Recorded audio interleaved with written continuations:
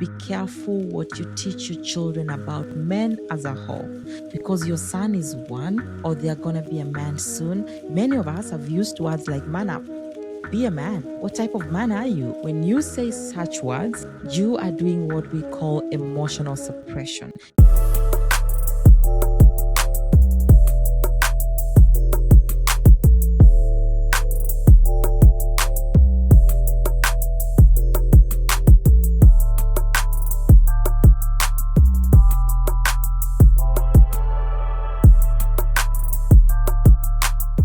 Hello there. Welcome back to another episode of the Rise and Rebuild podcast.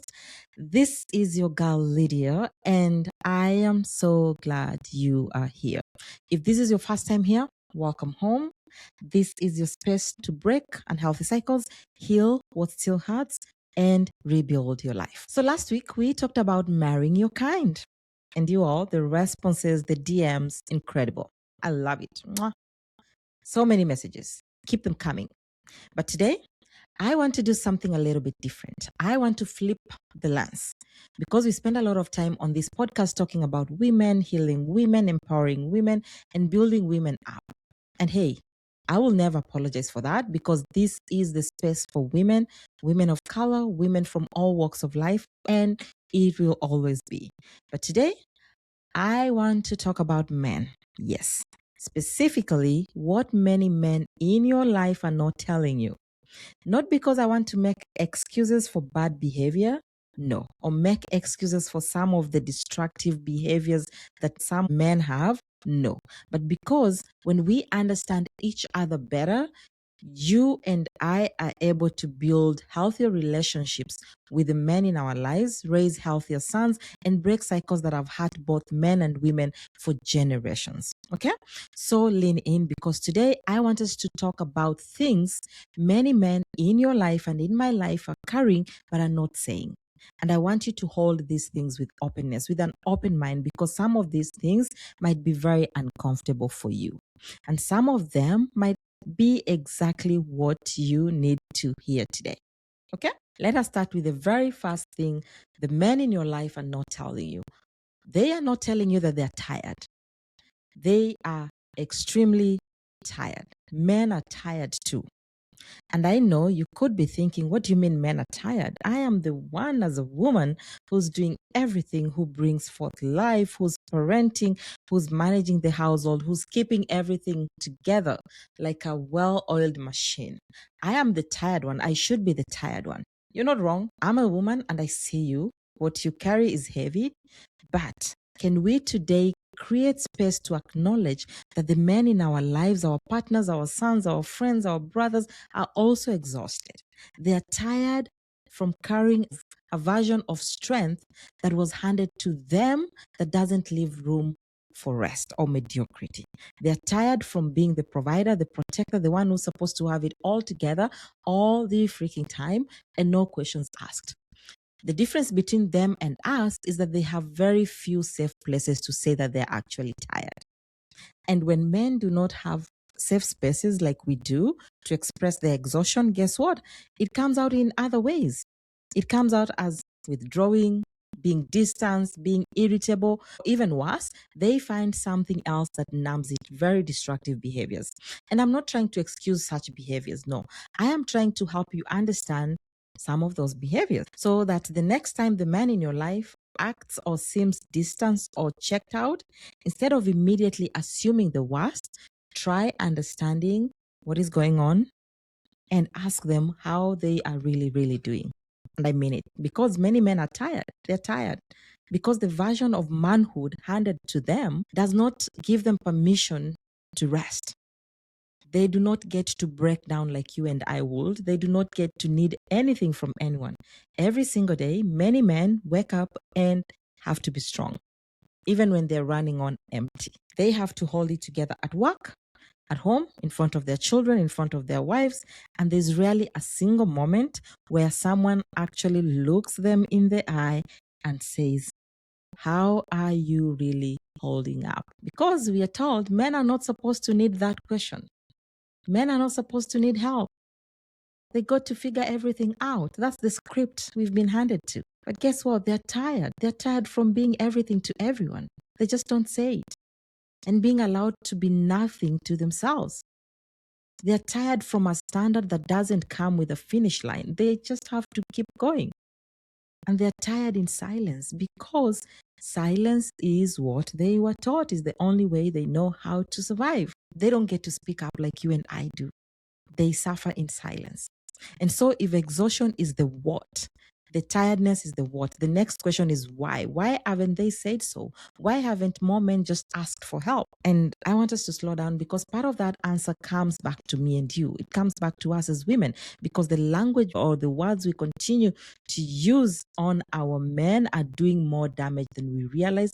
And that is why sometimes they don't speak up.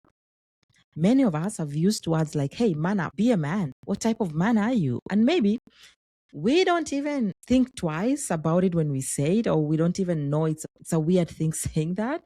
I know I've had those words growing up. Maybe you have too, because they feel normal, right? They feel like you're asking them to be strong, to step up. But I want you to look a little bit closer to what those words are actually doing to the men in your life. Because when you say man up, every time you say that, whether to a grown man or a little boy, you are reinforcing a message that says, hey, your emotions are a weakness. Your vulnerability is shameful. Needing help means you are failing. That message, let me tell you, is one of the most destructive and damaging cycles we perpetuate as women. And I say women because our words as women, as mothers, as sisters, as friends, as wives, matter more than anything, especially to the men in our lives. And here's what I know to be true. When you say such words, you are doing what we call emotional suppression. You're suppressing their emotions in a very destructive way. And that is not showing strength. That is not asking them to be strong. You are slowly destroying them. And you can see all around us, we are watching it play out. Men are depressed, men are addicted, men are isolating because men have been taught over and over again that asking for help is not something they're allowed to do. And I want you to know this and notice this pattern. The men who are whole, who show up as present partners, who are engaged fathers, who are emotionally available human beings, they're not the ones who never needed help. They're the ones who are allowed to actually need that help. They're the ones who are raised up to be in touch with their emotions. So the next time that little boy in your life cries out, let him cry out. Don't shame him for it. It's okay for him to feel that way because you have to start laying a foundation for a generation of men who know how to process instead of suppress their emotions. Okay? So the number one thing that men are not telling you is that they are tired. And the reason most of them don't say that they're tired is because we have not even created spaces for them to express themselves, to tell you that they're tired. Because when they come back to you and tell you that, guess what you'll say? Hey, man up. What type of man are you? Grow up. Men need to be this, men need to do this, men need to do that. And as a mother of sons, I feel that deeply because I want to raise strong men, yes, but I'm not raising men who are out of touch with their emotions. I'm not raising men who just know that they're just there to perform, to be seen and not to be heard.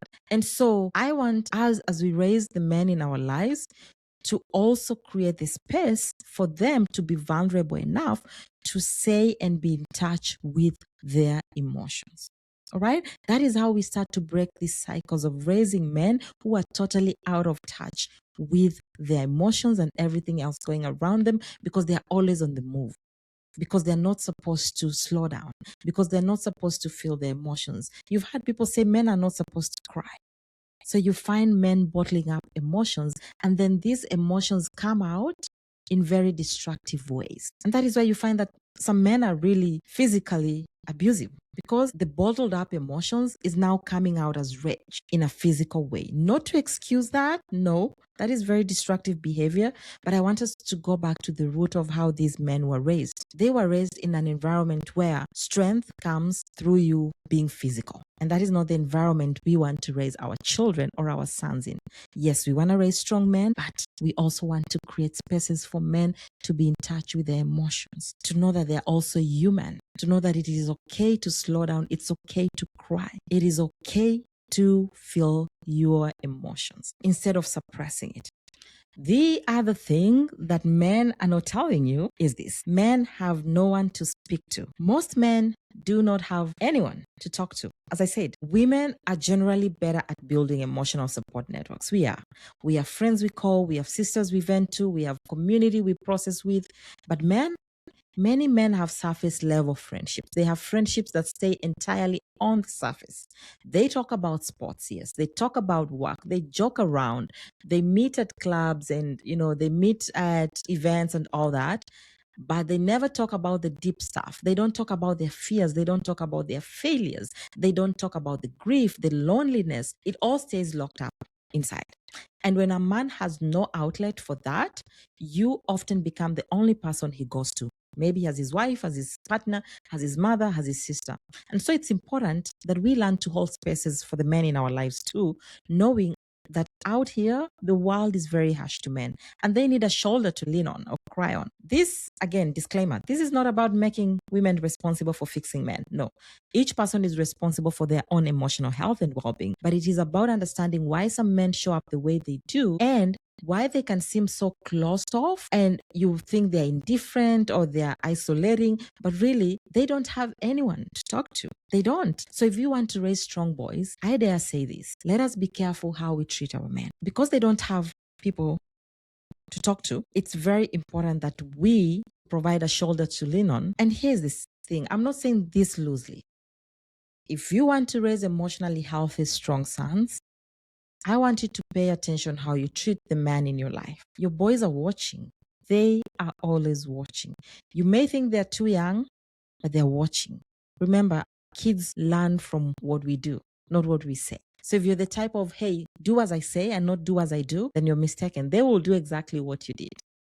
And so if you know that these boys are watching, they're watching you when you argue, when you talk bad about their dad, they're watching the fights, they're watching how you talk about their father, they're watching everything, every single thing you say about their father, about their brother, about your brothers, okay, or about your friends who are male. They're watching how you're behaving around them. And the thing is, boys don't just learn how to be a man by watching their fathers or the male figures in their lives. They learn what kind of men they're allowed to be by watching how the women in their lives respond to the men in their lives. They are building their entire framework of manhood, their sense of worth, their emotional permission, what love is supposed to feel like for them, from observing what is going on at home. And I want you to think about that for a moment. If he watches you roll your eyes at the dad when his father speaks, he learns that what men have to say don't matter. If he watches you cut his father down in front of company, he learns that to love someone is to eventually humiliate them. If he grows up hearing his father spoken of with bitterness, even if that bitterness is completely deserved, he carries it. He doesn't separate the man from manhood. He just learns that men are something to endure, to manage, to be ashamed of. And then he grows up and he walks into his own relationships carrying that same blueprint. Either he becomes a man who shrinks himself to avoid being too much, or he becomes a man who never learned to be tender because he never saw tenderness honored at home. Or he becomes a man who keeps everything inside because he watched what happened when a man dared to open up at home. That is not the kind of sons we want to raise. And we wonder why so many grown men don't know how to communicate. We wonder why so many men are emotionally unavailable. We wonder why the cycle keeps repeating. And sometimes the answer begins at home, in what was modeled, in what was taught without a single word being spoken. And listen, I am not excusing bad behavior. I'm not, because I know some of you are in very hard situations with the men in your life. I know some of you are co-parenting with men who've hurt you deeply. I know some of you are raising sons without their fathers present, and that is hard. I know some of you have every reason in the world to be angry at the men in your life, and that anger is valid. I acknowledge that. I am not standing or sitting here telling you to pretend. I am not asking you to protect a man who has caused you harm or to lie to your children about the reality of things. No. I am asking you, though, to be careful what you teach your children about men as a whole, because your son is one, or they're going to be a man soon, and your daughter is learning what to accept from one. The story they hear about men in your home will continue to shape the story they tell about themselves and the people they choose to love. They're watching how you speak to the man in your life, how you speak about him when he's not in the room, when you disagree, and how you handle the disagreements. Do you handle with respect or with contempt? Whether you treat him as a partner or as a problem, whether you're one of those who think men are dogs, men are this, men are that, and say it out loud. They are learning, they are internalizing that. They are going to carry that into their friendships, into their relationships, into their own understanding of what love is supposed to feel like. Let me tell you, we cannot build men in public while tearing them down in private. We cannot tell our sons that men deserve respect and then demonstrate contempt at home. We cannot raise boys to be emotionally available and then show them that vulnerability gets you disrespected in the home. That's the opposite of what you're trying to teach them. The cycle we want to break has to start with the one we are currently living at home, not with the next generation, with us, not with our children, with us right now. In the ordinary, in those moments when no one is watching, the cycle has to start with you and I. This is the generation that we are not passing things that were passed on from our parents to our children. Okay? Well, that is all I had for you today. 2 things. Men are tired. They do not have anyone to talk to. And you have to start providing that safe space for them to be themselves. And before I close, I have a couple of questions I want you to reflect on and think and sit with these questions. 1, is there a man in your life who might need you to create more space for him to just be human? Not a father, just human. Just human. And 2, are you holding the men in your life to a standard of strength that leaves no room for struggle or rest? 3, what are you modeling about men to the children who are watching you? Really think about those 3 questions. Think about them. Okay? And I want to be clear before I close. This episode is and was not about excusing men who have caused harm. It's not about minimizing the real pain that many women carry because of men. It's about understanding and healing and breaking cycles that have damaged all of us. Because at the end of the day, we need each other. Whole men and whole women building whole families and whole communities. And that starts with understanding, even when it's uncomfortable, like it was today. All right, my friend, that's it for today. I want you to share this one out because someone in your life definitely needs this conversation. And that someone may be you. So thanks for coming. Thanks for listening. Until next time, remember 2 things. Men are tired. 2, extend grace. Okay? Extend grace. 2, they do not have anyone to talk to. Maybe you need to be that shoulder they can lean on. Provide those safe spaces at home. Your children are watching, your sons are watching, your daughters are watching how to treat men in their lives. So how about you break the cycle? Break the damn cycle.